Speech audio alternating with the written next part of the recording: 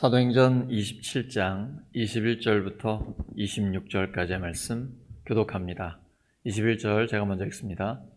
여러 사람이 오래 먹지 못하였음에 바울이 가운데 서서 말하되 여러분이여 내 말을 듣고 글에 대해서 떠나지 아니하여 이 타격과 손상을 면하였더라면 좋을 뻔하였느니라. 내가 너희를 권하노니 이제는 안심하라. 너희 중 아무도 생명에는 아무런 손상이 없겠고 오직 배뿐이리라. 내가 속한 바 곧 내가 섬기는 하나님의 사자가 어젯밤에 내 곁에 서서 말하되 바울아 두려워하지 말라. 내가 가이사 앞에 서야 하겠고 또 하나님께서 너와 함께 항해하는 자를 다 내게 주셨다 하였으니 그러므로 여러분이여 안심하라. 나는 내게 말씀하신 그대로 되리라고 하나님을 믿노라. 그런즉 우리가 반드시 한 섬에 걸리리라 하더라. 아멘. 사도행전 29번째 시간, 이제는 안심하라. 이제는 안심하라 라는 제목으로 하나님의 말씀 전하겠습니다. 사도 바울은 하나님의 음성을 듣고 하나님의 약속을 믿습니다. 한 배를 탄 모든 사람들이 모든 소망을 잃었을 때도 그는 한 사람도 머리카락 하나도 상하지 않는다라고 확신 있게 그들에게 말하며 안심을 시킵니다. 하나님의 약속을 믿는 사람은 강하고 독립적입니다. 그는 함께하는 모든 사람들에게 하나님의 말씀으로 위로하고 격려하며 그들을 평안하게 해줍니다. 우리가 부부 간에도 또 성도 간에도 직장에서 직장 동료 간에도 진정으로 사랑하며 함께 살 수 있는 것은 한 사람 한 사람이 강하고 독립적일 때 가능합니다. 한쪽이 어느 한쪽을 의지하거나 의존적이 되면 자유롭지 못하게 되는 것이죠. 근데 예수님을 믿고 하나님의 약속을 받아 그 약속을 믿고 하나님을 의지하는 사람은 강하고 독립적입니다. 이러한 한 사람 한 사람이 모이면 가정이 튼튼해지고 교회가 견고해지며 그러한 사람들이 모인 일터는 계속해서 승리할 수 있게 됩니다. 바울이 받았던 주님의 약속은 환난에도 불구하고 누릴 수 있는 평안, 곧 풍랑 속에서의 평안입니다. 따라하시죠. 풍랑 속에서의 평안. 풍랑 속에서의 평안. 인생은 항해와 같습니다. 항해할 때는 내비게이션이 꼭 필요하죠. 저는 내비게이션 발명자에게 진심으로 감사드리고 평생 그를 축복하고 싶습니다. 그거 없으면 제가 울산에 어디 신방 못 갈 거예요. 인생은 항해와 같습니다. 우리는 저마다 삶의 목적지를 정하고 그 목적지를 향한 항해를 하고 있습니다. 때로는 순항을 하기도 하고 때로는 난항을 하기도 합니다. 속도를 내어 달리기도 하고 더디게 가기도 합니다. 그러다가 어느 날 광풍에 휩쓸려 인생을 포기하고 싶을 만큼 절망적인 상태에 이르기도 합니다. 하지만 바울은 그런 풍랑 속에서도 큰 평안을 누리며 오히려 배에 함께 타고 있던 모든 승객들을 안심시키고 있습니다. 우리를 향해 덮쳐오는 거센 풍랑 속에서도 흔들리지 않는 평안함과 담대함은 어디에서 오는 것일까요? 그것은 주님의 음성을 듣는 데서 옵니다. 말씀하신 그대로 이루어지기 때문입니다. 민족 전체가 위기 상황 가운데서 구원을 받은 내용인 출애굽기에 보시면 모세가 기도할 때 하나님이 응답하셨습니다. 하나님이 말씀하신 대로 이집트 백성에게는 재앙이 임하고 이스라엘 백성이 있는 고센 땅에는 임하지 않았습니다. 과학적 법칙처럼 하나님의 말씀은 말씀하신 그대로 이루어집니다. 하나님께 순종하지 않고 고집을 부리는 바로의 백성에게는 재앙이 있었고 하나님께 기도하며 순종하는 모세의 백성에게는 재앙이 없었습니다. 하나님의 말씀을 믿고 순종하면 재앙을 피했지만 그렇지 않으면 재앙을 당했습니다. 이집트 전체에서 모든 장자들이 죽을 때 양의 피를 바른 가정은 그 죽음이 넘어갔습니다. 십자가와 부활의 복음은 죄와 사망으로부터 우리를 구원합니다. 하나님은 구원받은 백성을 낮에는 구름 기둥으로, 밤에는 불 기둥으로 인도하십니다. 그리고 홍해가 앞을 가로막고 뒤에서는 이집트 군대가 따라올 때 하나님께서 말씀하십니다. 이제는 안심하라. 그리고 말씀대로 홍해를 건널 수 있었습니다. 하나님께서 제가 우리 교회에 부임하던 초기에 저에게 주신 말씀이 있습니다. 우리 교회에서 2,000명이 함께 예배를 드리는 꿈입니다. 저는 그 꿈을 품고 한 사람 한 사람 세 가족을 양육하고 있습니다. 새벽마다 성도 한 명 한 명을 위해 기도하고 있습니다. 청년들과 다음 세대에게 집중하고 있습니다. 아직 구원받지 못한 남편과 아내, 가족들을 위해 기도하고 있습니다. 제가 초점을 맞추고 있는 목회의 모토입니다. 새청남입니다. 새 가족, 청년과 다음 세대, 남편과 아내와 가족들입니다. 새청남. 우리 모두 같은 꿈을 품고 평안함과 담대함으로 전진하기를 소망합니다. 하나님의 말씀은 그대로 이루어집니다. 지금도 일주일에 2번 정도는 우리 전도팀이 나가서 전도를 하는데요. 복음이 담겨있는 새로운 전도지를 만들어 달라고 하시더라고요.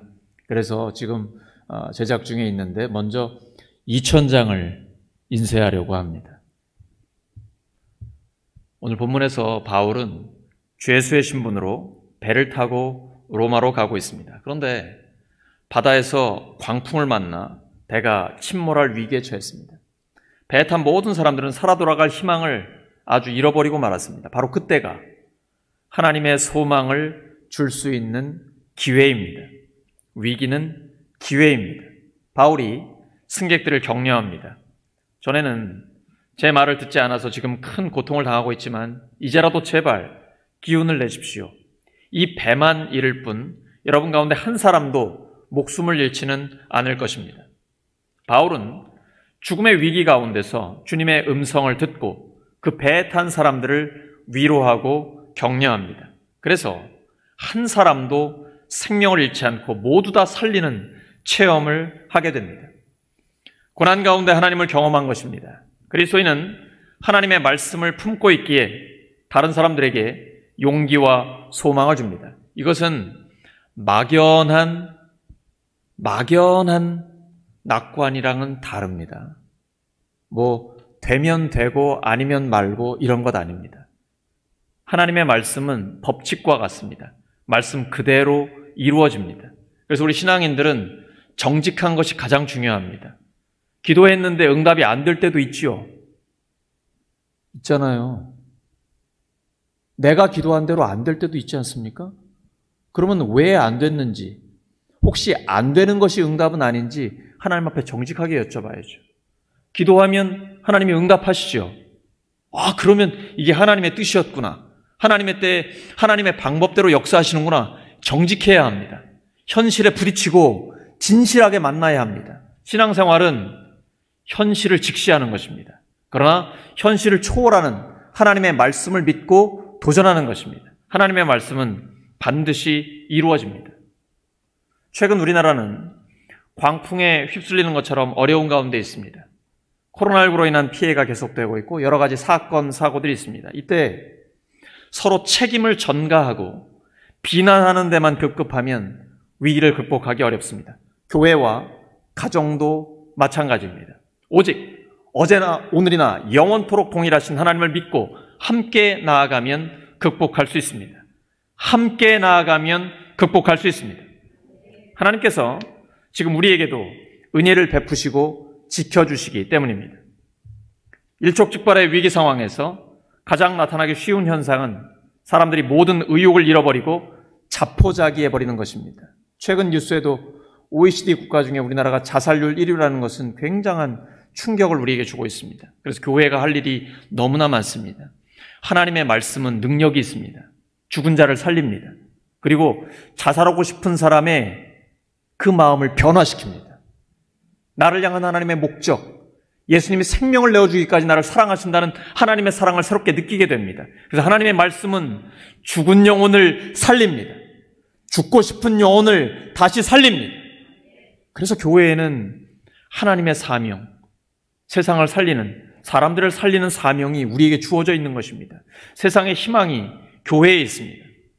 어떤 사람들은 위기 상황 가운데 자기 자신만 살기 위해 재빨리 도망치는 경우도 있습니다. 또 어떤 사람들은 위기 상황에 대해 서로 책임을 전가하며 다투다가 엉뚱한데 화풀이를 하기도 합니다. 사실 상황이 좋을 때는 멋진 모습으로 큰 소리를 치던 사람들이 위기 상황이 발생하면 언제 그랬냐는 듯이 꼬리를 감추고 자기 살 길만은 찾는 경우가 있습니다. 간사한 것이죠. 예수님께서 나다나엘을 만났을 때 이렇게 칭찬하시죠. 간사하지 않은 사람이다. 한결같은 사람이다. 오늘날 그러한 그리스도인이 필요합니다. 이것이 바로 죽기까지 신실하라는 주님의 부탁입니다. 따라하시죠. 죽기까지 신실하라. 우리가 보통 죽도록 충성하라라고 알고 있는데 정확한 번역은 죽기까지 신실하라입니다. 죽기까지 믿을 수 있는 사람으로 살아가라는 것입니다. 그런데 바울은 이 절망적인 상황에서 하나님의 음성을 들었습니다. 그 말씀을 믿고 사람들을 위로하고 격려했습니다. 우리가 아무리 절망적인 상황에 처한다 하더라도 하나님의 음성을 듣고 순종하기만 하면 소망을 품고 나아갈 수 있습니다. 매 순간 하나님의 세미한 음성을 따라서 최선을 다하면 우리 자신은 물론 다른 사람들까지도 살릴 수 있습니다. 말씀하신 그대로 이루어질 줄 믿는 사람은 특징이 있어요. 다른 사람을 참 귀하게 여깁니다. 제가 목자가정 신방을 하면서 목자들, 목녀들 한 명 한 명이 얼마나 사람을 귀하게 여기는지 뼈저리게 느끼고 있습니다. 그리고 저와 아내가 반성도 하고 회개도 하고 도전을 받으면서 우리가 더 잘 섬겨야겠다, 더 열심히 열정적으로 사역해야겠다, 이러한 말을 서로 주고받고 있습니다. 말씀하신 그대로 이루어질 줄 믿는 사람은 다른 사람을 귀하게 여깁니다. 하나님은 많은 경우에 사람을 통해서 역사하십니다. 바울은 하나님이 맡겨주신 사람들을 도우려고 최선을 다합니다. 또한 그런 성도들과 좋은 관계를 맺고 있습니다. 바울과 죄수를 호송하고 있는 백부장이 바울에게 친절을 베풉니다. 왜냐하면 바울은 로마 시민권자로서 황제에게 상소하고 있기 때문이죠. 특별하게 친절을 베풀어 줍니다. 잠시 성도들을 만날 수 있는 시간을 주었고 바울의 친구들을 그가 만났을 때 그 친구들은 그를 잘 돌보아 줍니다. 믿음의 친구들을 만나서 함께 교제할 수 있는 것은 우리에게 큰 위로와 격려가 됩니다. 바로 예배와 목장 모임이 그러합니다. 우리 예배 때 인사하는 거 보면 여기서 저기까지 먼 데까지 이렇게 반가워 하시는데요. 우리가 목장 모임으로 모이면 그 친밀함이 훨씬 더 커지죠. 이제 곧 하게 될 것입니다. 백신 잘 맞으시고 방역수칙 철저하게 지키셔서 빨리 그날이 오기를 바랍니다. 우리가 예배와 목장을 통해서 큰 격려와 위로를 얻을 수 있습니다. 성도들과 좋은 관계를 맺고 서로 사랑하며 잘 돌보아주는 것이 제자들의 삶입니다. 예수님 말씀하셨습니다. 요한복음 13장 34, 35절입니다. 시작. 새 계명을 너희에게 주노니 서로 사랑하라. 내가 너희를 사랑한 것 같이 너희도 서로 사랑하라. 너희가 서로 사랑하면 이로써 모든 사람이 너희가 내 제자인 줄 알리라. 아멘. 이 말씀을 우리가 평생 새기고 살아야 합니다. 서로 사랑하라. 따라하시죠. 서로 사랑하라. 서로 사랑하라. 일방적이지 않고요. 사랑을 받을 줄도 알아야 되고 사랑을 할 줄도 알아야 되고, 특별히 교회는 그렇게 서로 사랑할 때 영혼 구원의 역사가 계속해서 일어납니다. 교회는 분위기가 굉장히 중요합니다. 주님 말씀이에요. 너희가 서로 사랑하면 이로써 모든 사람이 너희가 내 제자인 줄 알리라. 교회 성도들이 예배실 뿐 아니라 주차장, 심지어 화장실, 또 어디에서나 목장 모임, 여기에서 진심으로 서로 사랑하는 것을 알게 되면 세상 사람들은요, 세상에서 볼 수 없는 걸 보는 겁니다. 진짜 예수 믿는 사람들 뭔가 다르네? 예수님의 제자라고 인정하는 것입니다. 그리고 혹시 당장은 세상에 묶여있기 때문에 나오지 못할지 몰라도 언젠가는 그 교회에 가고 싶다, 나도 저 목장에 가고 싶다, 이런 마음이 있는 것이죠. 이것이 바로 서로 사랑의 힘인 것입니다. 말씀하신 그대로 이루어질 줄 믿는 사람은 성령의 바람이 부는 대로 따라갑니다. 사람은 성령의 바람을 뚫고 나갈 수는 없습니다. 성령의 바람이 부는 대로 삶을 맡기고 나아가야 합니다. 저는 새벽마다 기도하면서 하나님보다 앞서지 않으려고 합니다. 하나님, 제가 늘 성령의 인도하심을 따르길 원합니다. 성령께서 모든 것을 가르쳐 주시고 모든 진리 가운데로 인도하여 주시옵소서. 성령님의 인도하심을 따라 성령님보다 앞서지 않고 한 걸음 한 걸음 따라가기를 원합니다. 이것이 바로 순리대로 사는 삶입니다. 그렇게 할 때 하나님과의 친밀한 교제가 있고 하나님의 말씀을 듣습니다. 사명을 받고 하나님의 보호하심과 인도하심을 받습니다. 그래서 자기 자신도 안심하고 다른 사람들도 안심시키게 됩니다. 사람은 소속이 분명해야 합니다. 우리는 하나님 소속으로 하나님을 섬깁니다. 하나님이 우리를 다스리시며 책임지십니다. 하나님의 말씀을 들으면 안심이 됩니다. 풍랑이는 세상 한가운데서도 평안함을 잃지 않습니다. 주님께서 바울에게 말씀하셨습니다. 사도행전 23장 11절입니다. 시작. 담대하라. 내가 예루살렘에서 나의 일을 증언한 것 같이 로마에서도 증언하여야 하리라. 아멘. 바울은 하나님의 말씀을 들었고 이 말씀을 마음에 새기고 있습니다. 담대하라. 네가 예루살렘에서 나의 일을 증언한 것 같이 로마에서도 증언하여야 하리라. 지금 풍랑이 일어 배가 뒤집힐 지경이고 모든 사람들이 모든 소망을 잃었지만 바울에겐 소망이 있습니다. 하나님의 말씀을 들었거든요. 그리고 바로 어젯밤에 하나님의 말씀이 다시 들려왔습니다.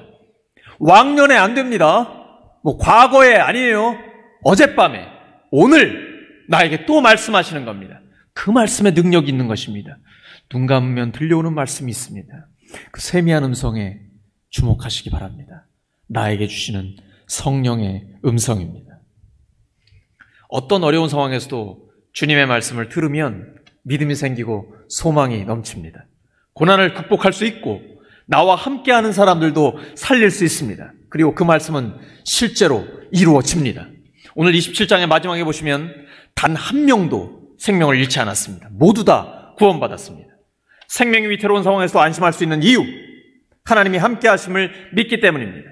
우리가 사는 동안에 사명을 감당하고 하나님이 부르시면 기쁨으로 천국 가는 것, 이것이 그리스도인의 삶과 죽음입니다. 요한복음 16장 33절입니다. 시작. 이것을 너희에게 이르는 것은 너희로 내 안에서 평안을 누리게 하려 함이라.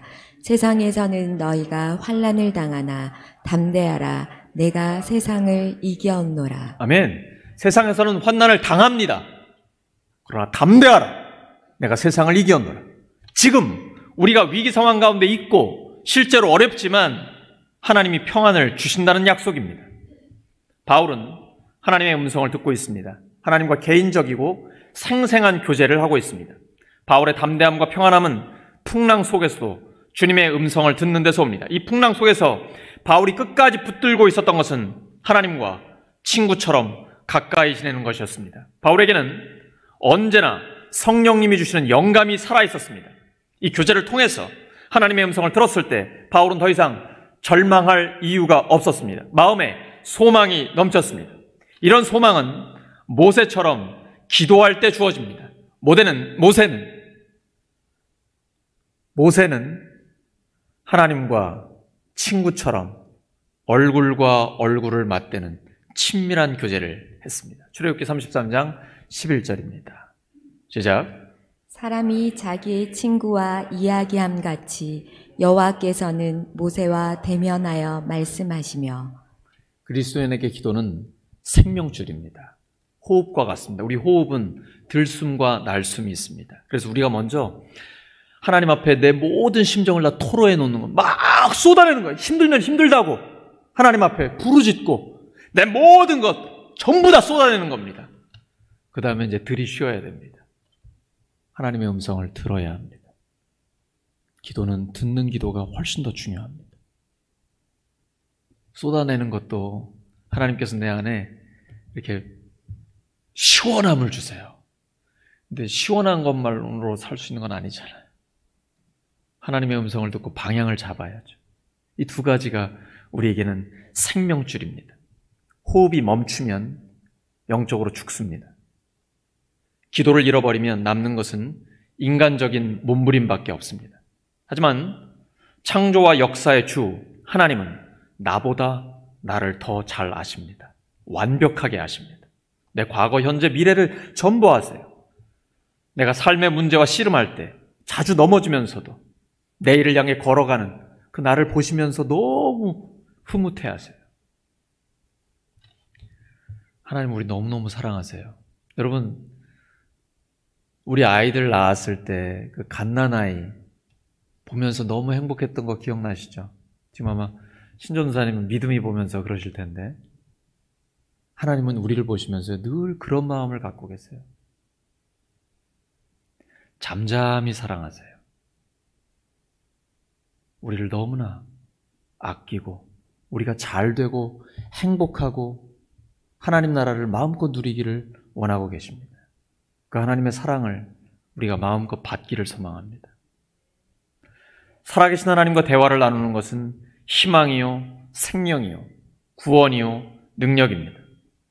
하나님의 음성을 듣는 사람에게 인생의 풍랑은 하나님을 경험하는 과정입니다.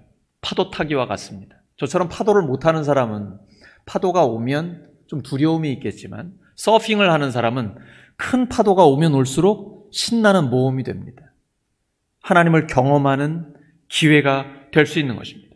우리가 때때로 하나님이 기뻐하시지 않는 삶을 살 때가 있습니다. 그때면 우리 안에 계신 성령님이 먼저 싫어하신다는 것을 느끼게 됩니다. 우리 안에 성령님이 계시기 때문입니다. 그때 주님의 음성이 들립니다. 나는 너를 정죄하지 않는다. 다시는 죄를 짓지 마라. 그때 우리는 그 죄를 끊어버리게 됩니다. 바로 이런 경우가 성령의 세미한 음성을 듣는 것입니다. 하나님의 백성들이 잘못된 길로 가려고 할 때 하나님께서 미리 막으실 때가 많습니다. 그래서 그 길이 열리지 않을 때 억지로 가려고 할 필요 없습니다. 기도하며 기다리다 보면 하나님께서는 분명히 또 다른 길을 열어주십니다. 하나님께는 수많은 길이 있습니다. 하나님께서 길을 열어주실 때 담대하게 그 길을 걸어가면 됩니다. 하나님께서는 엘리야에게 불도 체험하게 하시고 바람과 지진도 경험하게 하셨지만 거기에서 말씀하시지 않았습니다. 세미한 음성으로 들려주셨습니다. 하나님의 세미한 음성이 우리에게 있다는 것은 엄청난 복이요 재산입니다. 그 세미한 음성은 바울에게 사명을 확인시켜 주었습니다. 그리고 말씀하신 그대로 이루어졌습니다. 하나님 바울에게 말씀하셨습니다. 바울아, 두려워하지 마라. 네가 로마 황제 앞에 서야 하겠고 또 하나님께서 너와 함께 항해하는 자를 다 너에게 주셨다. 바울은 자신이 결국 로마 황제 앞에 서야 한다는 사실을 알고 있었습니다. 로마에 가서 자신의 무죄를 증명해야 하고 또 로마에도 복음을 전하는 사명을 감당해야 한다는 것을 알았습니다. 또한 난파선에서 생명이 위태로운 사람들을 구할 사명이 자신에게 주어진 걸 알았습니다. 그는 생명을 지키기 위해서 방향을 제시합니다. 위기 가운데 빛나는 지도자입니다.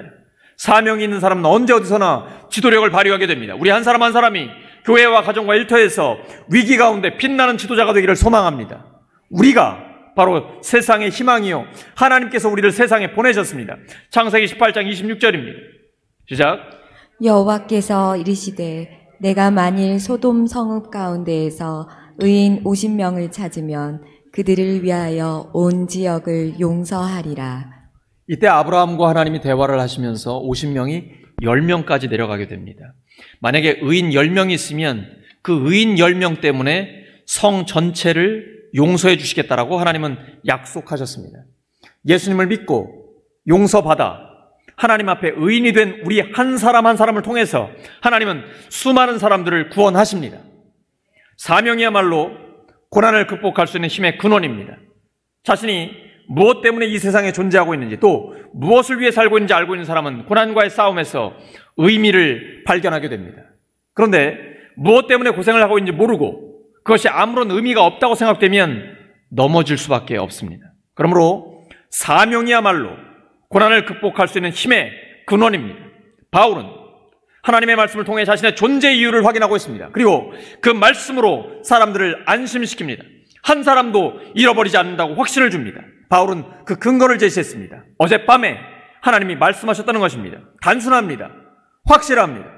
바울이 로마에 가는 목적 하나님이 분명히 알려주셨습니다. 그것은 하나님의 대사로 로마 황제를 만나러 가는 것입니다. 겉으로 볼 때는 죄수죠. 하지만 실제로는 하나님이 보내신 대사입니다. 하나님께서는 함께 배를 타고 있는 모든 사람들의 생명을 바울에게 맡기셨습니다. 그러므로 바울이 포기하지 않는 이상 아무도 죽을 수 없습니다. 바울은 담대하게 선포합니다. 나는 모든 것이 말씀하신 그대로 되리라고 하나님을 믿습니다. 여기에 능력이 있는 것입니다. 따라하시오. 말씀하신 그대로. 말씀하신 그대로. 한 배 탄 사람들에게는 이보다 더 반가운 소식 없습니다. 바울은 어떻게 죽지 않고 살 수 있는지 구체적인 과정은 알지 못합니다. 다만 해답만 알 뿐입니다. 하지만 해답만 알고 있으면 평안함과 담대함이 있습니다. 저도 어떻게 2,000명이 될지는 모릅니다. 그건 하나님이 하실 일입니다. 그냥 마지막만 알고 있으면 됩니다. 우리는 그 과정을 즐기는 것입니다. 하나님이 주신 우리에게 사명과 꿈과 목표가 있고 하나님이 함께 하셔서 이루실 것이다 라는 확신만 가지고 주님과 동행하면 되는 것입니다. 그러면 위기를 만났을 때도 능력 있게 나아갈 수 있습니다. 가장 중요한 것은 믿음입니다. 이 믿음은 하나님이 주시는 것입니다. 그러므로 어떤 상황에서 하나님에 대한 믿음을 붙들고 있을 때 모든 불안과 두려움은 사라지게 됩니다. 그런데 바울이 배는 건지지 못할 것이라고 했습니다. 배까지 건지려고 한다면 죽을 수도 있다는 뜻입니다. 자신들이 가지고 있는 모든 것을 다 버리고 하나님 말씀을 믿고 최선을 다하면 일단 목숨은 건지게 되는 것입니다. 목숨만 건지고 나면 그 후에 살아가는 것은 또다시 믿음으로 시작하면 됩니다. 자, 자동차가 중요합니까? 생명이 중요합니까? 네, 자동차는 폐차를 시켜도 나는 살아있으면 되지 않겠습니까? 그럼 믿음으로 다시 시작하면 되잖아요. 그때 또 다른 위기가 찾아옵니다. 섬에 가까이 다가가자 사공들이 자기들만 살려고 몰래 도망치려고 했습니다. 바울은 그 사실을 재빠르게 군인들에게 알렸습니다. 그들이 배에 없으면 우린 다 죽는다는 것입니다. 배를 움직이는 전문 기술자들이 없으면 위험해지기 때문이죠. 만약 그렇게 되면 재앙이 찾아올 것입니다. 섬에 거의 다 왔는데 모두 다 몰살당하게 되는 것이죠. 군인들이 뱃줄을 끊어버려서 그 위기도 넘기게 됩니다. 아무리 하나님이 죽지 않는다고 약속하셨어도 우리가 최선을 다해야 됩니다. 끝까지 자기 자리를 지켜야 합니다. 일단 배에서 내릴 때까지는 사공들의 도움이 필요합니다. 특히 위기 때에 가장 위험한 것은 자기 혼자 살려고 도망치는 것입니다. 그러면 다 죽습니다. 하나님의 백성들은 위기 때에 끝까지 자기 위치를 지켜야 합니다. 그러면 하나님께서 살 길을 주십니다. 예수님께서 말씀하셨습니다. 살고자 하면 죽고 죽고자 하면 삽니다. 왜 우리말에 죽기 아니면 살기라고 있죠?